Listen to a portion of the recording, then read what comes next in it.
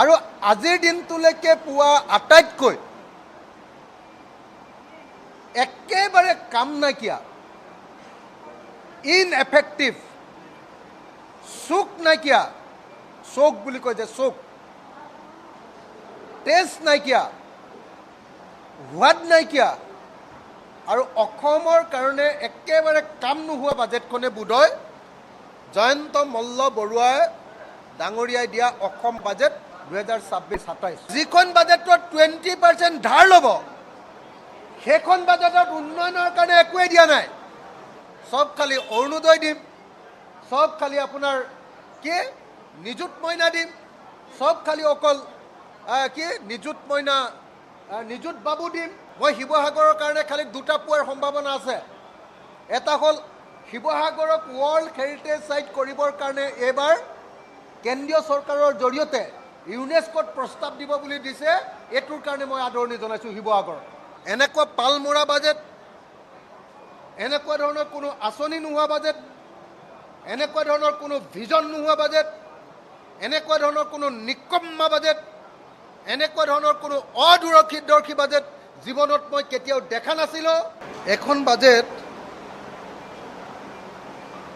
2,85,084.45 কোটি টকাৰ বাজেট আৰু অসমৰ ধাৰে আজিৰ দিনটোত এটা হিচাপটো ইয়াত দিয়া নাই পিছফালে নিশ্চয় আছে অসমৰ ধাৰে আজি প্ৰায় দিনটোত 2,20,000 কোটি টকা অসমৰ ধাৰ আৰু অসমৰ বাজেট মোটামুটি সমান আৰু মই সঁচাকৈ কৈছোঁ মই এখন 7 নম্বৰ বাজেট পাইছোঁ 7th বাজেট আৰু আজিৰ দিনটোলৈকে পোৱা আটাইতকৈ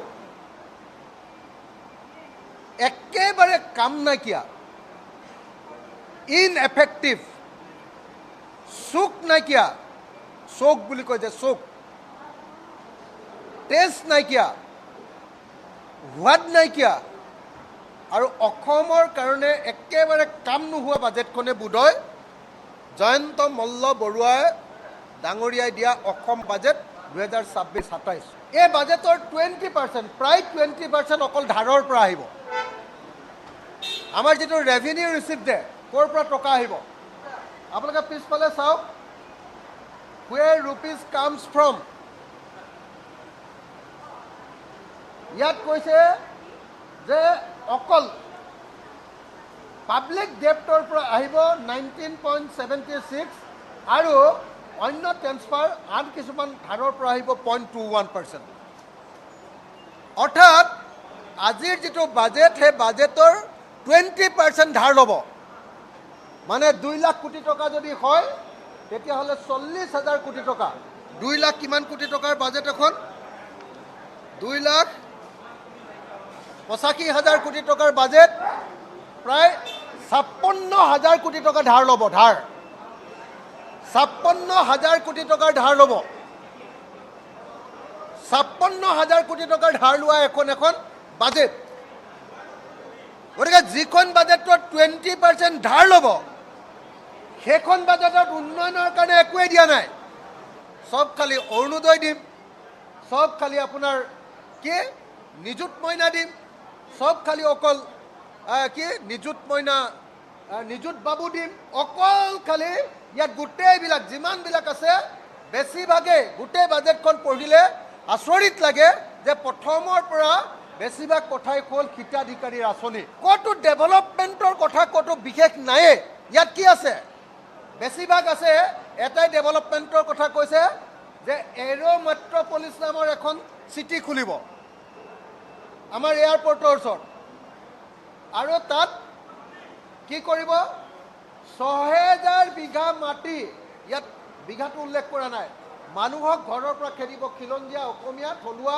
জনজাতি মানুহক খেদিব এই বাজেটখন উচ্ছেদৰ মূল বস্তু থকা বাজেটৰ বাহিৰে আন একো নাই এই বাজেটখনত অকল এই যে এটাই মাত্ৰ আছে মুখ্যমন্ত্ৰীৰ নিৰ্দেশত খালি ইয়াত অকল জলসিঞ্চনৰ কাৰণে 3 পৰা 4,000 কোটি টকা দিম বুলি কৈছে যেহেতু পীযুষ হাজৰিকাক মন্ত্ৰীসভাত গুৰুত্বটো কমাই দিলে গতিকে এতিয়া পীযুষ হাজৰিকাক ললিপপ দিবৰ কাৰণে ইৰিগেশ্যন জলসিঞ্চন ডিপাৰ্টমেণ্টত 4,000 কোটি টকা দিম এই বুলি কোৱাৰ কাৰণে বাহিৰে এই বাজেটখনত আন একো পজিটিভ দিশ নাই। মই এই যে ইৰিগেশ্যন ডিপাৰ্টমেণ্টৰ কাৰণে 4,000 কোটি টকা দিছে তাৰ কাৰণে ধন্যবাদ জনাইছোঁ, আদৰণি জনাইছোঁ। কিন্তু অকল ইৰিগেশ্যনত 4,000 কোটি টকা দিলে নহ'ব।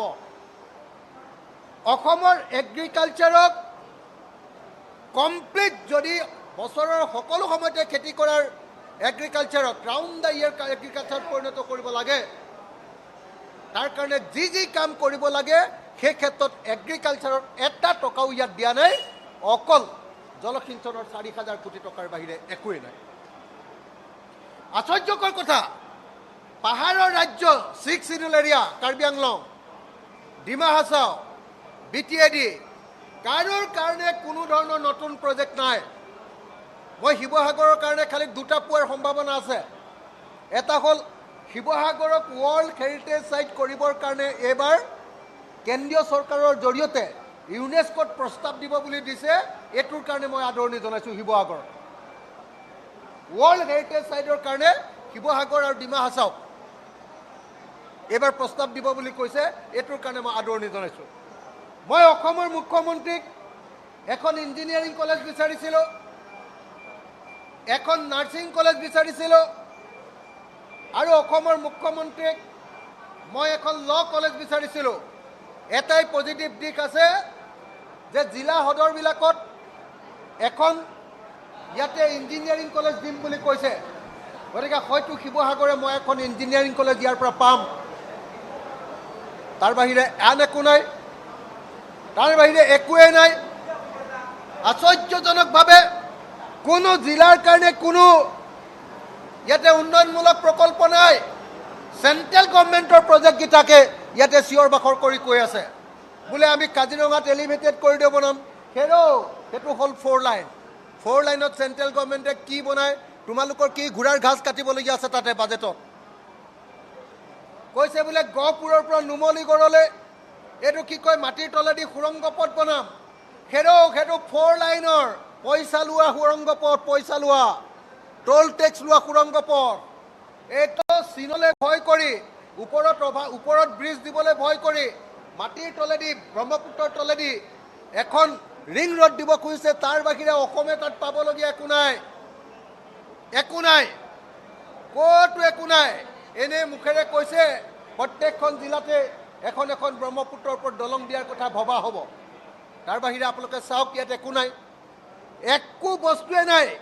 এইখন বাজেট হ'ল, আপোনালোকৰ মনত আছেনে হিমন্ত বিশ্ব শৰ্মা প্ৰথমবাৰ বিত্তমন্ত্ৰী হৈ এটা যে আঁচনি ঘোষণা কৰিছিলে, অষ্টাদশ কি মুকুটাৰ মালা কি আছিলে, অষ্টাদশ কি মুকুটাৰ মালা কি বুলি আছিলে?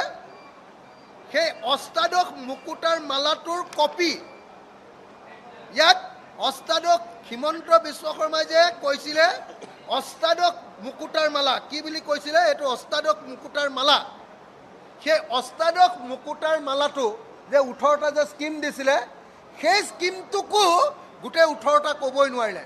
ইয়াত 12টাহে ক'ব পাৰিলে, বাকী 6টা থাকিয়ে গ'ল। এনেকুৱা পালমৰা বাজেট, এনেকুৱা ধৰণৰ কোনো আঁচনি নোহোৱা বাজেট, এনেকুৱা ধৰণৰ কোনো ভিজন নোহোৱা বাজেট, এনেকুৱা ধৰণৰ কোনো নিকম্মা বাজেট, এনেকুৱা ধৰণৰ কোনো অদূৰদৰ্শী বাজেট জীৱনত মই কেতিয়াও দেখা নাছিলোঁ। আগতে মানুহে সেইকাৰণে কয় বোলে জয়ন্ত মল্ল বৰুৱাৰ কোনো কাম নাই। এটা বেয়া শব্দ, জন্তুৰ লগত তুলনা কৰি এটা বেয়া শব্দ কয় যে জয়ন্ত মল্ল বৰুৱাৰ কাম নাই, বুদ্ধি নাই। এই বাজেটখনে প্ৰমাণ কৰিছে যে বিত্তমন্ত্ৰী হিচাপে জয়ন্ত মল্ল বৰুৱাই সামান্যতম প্ৰতিভা, সামান্যতম বুদ্ধি, সামান্যতম বিবেচনা শক্তি ইয়াত প্ৰয়োগ কৰিব পৰা নাই। এইখন এখন গতানুগতিক, অদৰকাৰী আৰু কোনো উল্লেখযোগ্য আঁচনি নথকা আৰু কেৱল ধাৰ ল'ম বুলি কোৱা এখন বাজেটৰ বাহিৰে আন একো নহয়।